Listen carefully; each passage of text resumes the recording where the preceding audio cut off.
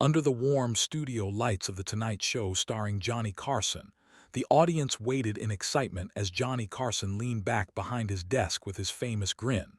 "Ladies and gentlemen," Johnny said, "my next guest is a man who once stared down outlaws, rode through deserts, and probably scared every horse in Hollywood. Please welcome John Wayne."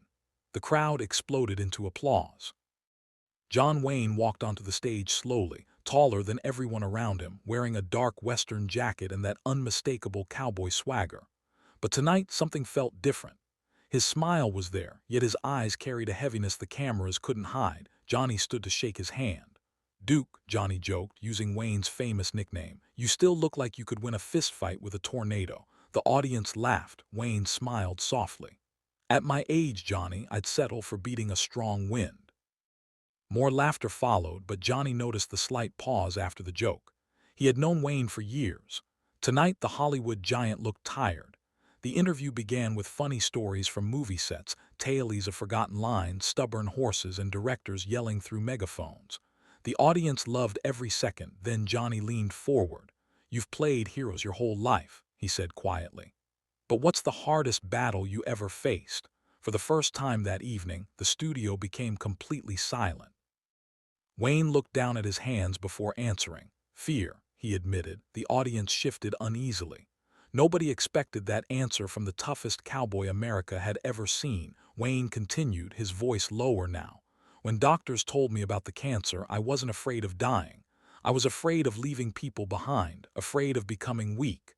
People see movie stars as giants, Johnny. But when the lights go off, we're just men." Johnny Carson stopped smiling. The cameras slowly zoomed closer as Wayne spoke from the heart. "I spent years pretending courage meant never being scared," Wayne said. "But real courage is waking up every day while you're scared and still moving forward." A woman in the audience wiped tears from her eyes. Johnny nodded slowly. "That may be the most honest thing ever said on this show." Looked around the studio. "I've ridden horses through fake gunfire, fought fake wars, and beaten fake villains. But life doesn't give you retakes." The room stayed silent. Then Wayne suddenly smiled again. "I've been lucky," he added. "I got to make people dream for a living." Johnny's eyes glistened. "And you did that better than anyone." The audience erupted into applause, not loud and wild this time, but emotional and respectful.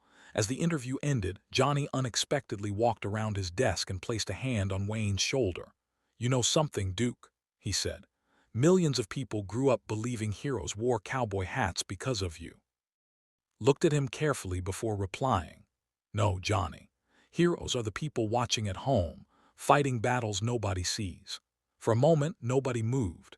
Then the audience rose to their feet in a standing ovation that seemed to last forever. Backstage later that night, crew members said Johnny Carson sat quietly after the show ended, staring at the empty chair where John Wayne had been sitting only minutes before. Because for one unforgettable night, the strongest cowboy in Hollywood had shown America what real strength looked like.